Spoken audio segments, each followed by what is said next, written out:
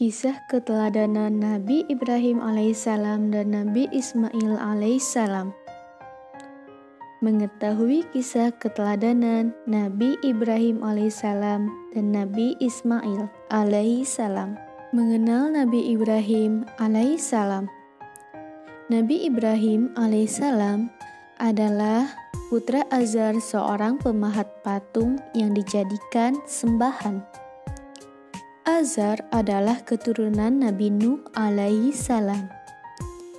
Nabi Ibrahim alaihissalam dilahirkan di wilayah kerajaan Babylon. Kerajaan Babylon pada waktu itu diperintah oleh seorang raja yang zalim, yaitu Namrud. Raja Namrud memerintahkan rakyatnya agar menyembah berhala. Raja Namrud juga menyatakan bahwa dirinya sebagai salah satu Tuhan yang harus disembah. Sebelum Nabi Ibrahim lahir, Raja Namrud pernah bermimpi melihat seorang anak lelaki. Anak tersebut melompat masuk ke dalam kamarnya, lalu merampas mahkota dan menghancurkannya. Esok harinya, ia memanggil tukang ramal untuk menakwilkan mimpinya itu. Menurut tukang ramal, anak laki-laki dalam mimpi raja itu kelak akan meruntuhkan kekuasaannya. Tentu saja Raja Namrud murka. Ia memerintahkan kepada para prajuritnya untuk membunuh setiap bayi laki-laki yang lahir. Masa kecil Nabi Ibrahim alaihissalam. Nabi Ibrahim lahir di tengah-tengah keluarga yang menyembah berhala. Ayah Nabi Ibrahim, yaitu Azar, adalah seorang pemahat patung berhala yang terkenal. Ayah Nabi Ibrahim menjadi kepercayaan Raja Namrud. Ayah Nabi Ibrahim sangat tunduk dan patuh kepada Raja Namrud. Meskipun Nabi Ibrahim lahir di tengah-tengah keluarga pemahat dan penyembah berhala, tapi Nabi Ibrahim tidak ikut menyembah berhala. Nabi Ibrahim mencari Tuhan. Setelah Nabi Ibrahim beranjak remaja, ia mulai memikirkan apa yang telah dilakukan oleh orang-orang di sekitarnya. Nabi Ibrahim memikirkan mengapa orang-orang menyembah berhala yang mereka buat sendiri. Padahal berhala-berhala itu tidak bisa melihat, mendengar, dan berbicara. Berhala juga tidak bisa mengabulkan orang yang meminta. Berhala itu hanya seonggok batu yang dipahat, diam dan membisu. Nabi Ibrahim mulai berpikir tentang siapa Tuhan yang sebenarnya. Tuhan tempat mengadu dan Tuhan yang menciptakan manusia, bukan Tuhan yang dijadikan oleh manusia. Ketika Nabi Ibrahim melihat sebuah bintang pada malam hari, ia berkata, "Inilah Tuhanku." Tetapi ketika bintang itu tenggelam, Nabi Ibrahim berkata, "Aku tidak suka kepada yang tenggelam." Ketika muncul bulan yang lebih terang dan lebih besar di tengah-tengah bintang, Nabi Ibrahim berkata, "Inilah Tuhanku." Tetapi ternyata bulan itu akhirnya hilang dan terbenam. Maka Nabi Ibrahim berkata, "Sesungguhnya jika Tuhanku tidak memberi petunjuk kepadaku, pastilah aku termasuk orang yang sesat." Nabi Ibrahim tidak berhenti sampai di situ dalam pencariannya mencari Tuhan. Ketika pagi hari, Nabi Ibrahim melihat matahari terbit dengan terang. Nabi Ibrahim berkata, "Inilah Tuhanku, ini yang lebih besar." Tetapi ternyata matahari itu akhirnya terbenam juga. Maka Nabi Ibrahim berkata, ternyata ini juga bukan Tuhan. Akhirnya Nabi Ibrahim tersadar atas pencariannya mencari Tuhan. Tuhan Nabi Ibrahim adalah Tuhan yang telah menciptakan langit dan bumi beserta isinya. Nabi Ibrahim menghancurkan berhala.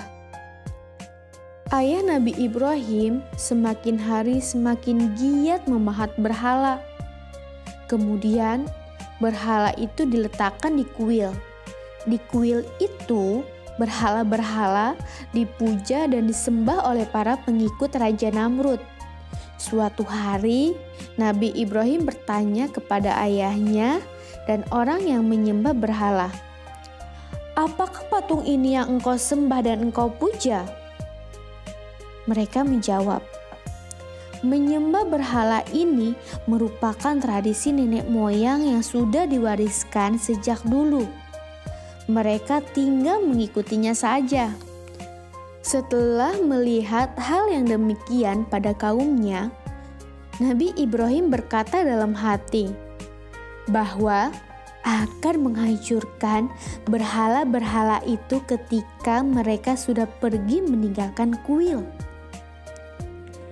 Maka setelah mereka pergi meninggalkan kuil, Nabi Ibrahim masuk ke kuil. Kemudian Nabi Ibrahim menghancurkan seluruh berhala yang ada dengan kapak. Akan tetapi Nabi Ibrahim menyisakan patung berhala yang paling besar. Nabi Ibrahim mengalungkan kapak pada leher berhala tersebut. Tujuannya agar ketika kembali ke kuil, mereka bertanya, "Mengapa berhala yang paling besar membiarkan berhala-berhala lain hancur?" Ketika mereka kembali ke kuil dan mendapati berhala-berhala sesembahannya hancur berkeping-keping, mereka sangat marah. Kemudian mereka mencari siapa pelaku kejadian itu. Setelah ditanyakan kepada saksi, ada seorang saksi melihat bahwa Nabi Ibrahim yang menghancurkan berhala. Nabi Ibrahim dibakar. Setelah kejadian itu, Nabi Ibrahim dipanggil oleh Raja Namrud untuk menghadap dan menerima hukuman. Para penyembah berhala menanyakan kejadian di kuil itu. Dengan tenang, Nabi Ibrahim menjawab bahwa patung yang besar yang melakukannya. Nabi Ibrahim menyuruh mereka untuk bertanya kepada berhala itu jika ia bisa berbicara. Maka dengan lantang Nabi Ibrahim mengatakan bahwa mereka akan celaka jika tetap menyembah selain kepada Allah. Mereka sangat marah. Mereka menangkap Nabi Ibrahim dan akan membakarnya. Mereka segera mengumpulkan kayu dan menempatkan Nabi Ibrahim di tengah-tengahnya. Kemudian mereka beramai-ramai membakarnya. Pada saat itu Allah berfirman agar api yang membakar Nabi Ibrahim menjadi dingin. Berkat pertolongan Allah, akhirnya Nabi Ibrahim selamat. Nabi Ibrahim meninggalkan tanah kelahirannya. Nabi Ibrahim terus memujuk ayahnya agar tidak membuat dan menyembah berhala. Akan tetapi, usaha Nabi Ibrahim tidak berhasil. Maka Nabi Ibrahim bersama istrinya, yaitu Siti Sarah, meninggalkan negaranya. Nabi Ibrahim dan Siti Sarah hijrah menuju Palestina. Setelah berlalu beberapa tahun, Palestina mengalami paceklik karena kekeringan. Nabi Ibrahim dan Siti Sarah memutuskan untuk hijrah ke negeri Mesir. Negara Mesir saat itu diperintah oleh raja yang kejam. Siti Sarah hendak dijadikan istri oleh raja. Akan tetapi, setelah mengetahui bahwa Siti Sarah adalah istri Nabi Ibrahim, Siti Sarah dikembalikan kepada Nabi Ibrahim. di Mesir. Nabi Ibrahim hidup tentram dan makmur. Akan tetapi, hal itu membuat penduduk asli Mesir iri hati. Oleh karena itu, Nabi Ibrahim dan Siti Sarah memutuskan untuk kembali ke Palestina. Kelahiran Nabi Ismail alaihissalam. Sudah bertahun-tahun Siti Sarah dan Nabi Ibrahim menikah. Akan tetapi, Allah belum memberi keturunan kepada mereka. Ketika Ibrahim dan Siti Sarah akan meninggalkan Mesir, Siti Sarah mengizinkan Nabi Ibrahim untuk menikahi Siti Hajar. Siti Hajar melahirkan seorang putra yang diberi nama Ismail. Akan tetapi, baru saja Siti Hajar melahirkan putranya, Nabi Ibrahim mendapat perintah dari Allah untuk meninggalkan Palestina menuju Mekah. Pada waktu itu, Mekah merupakan daerah yang sangat tandus. Nabi Ibrahim beserta istri dan putranya, yaitu Ismail, berangkat menuju Mekah. Sesampainya di Mekah, Nabi Ibrahim berdoa kepada Allah agar Allah menjadikan kota Mekah menjadi negeri yang aman. Kemudian, Nabi Ibrahim menerima perintah dari Allah untuk meninggalkan istri dan Ismail putranya yang masih bayi. Dengan sangat berat hati, Nabi Ibrahim meninggalkan istri dan putranya di tempat yang sangat tandus itu sambil berdoa, "Ya Tuhan, sesungguhnya aku telah menempatkan sebagian keturunanku di lembah yang tidak mempunyai tanaman-tanaman di dekat rumah Engkau, yaitu Baitullah yang dihormati.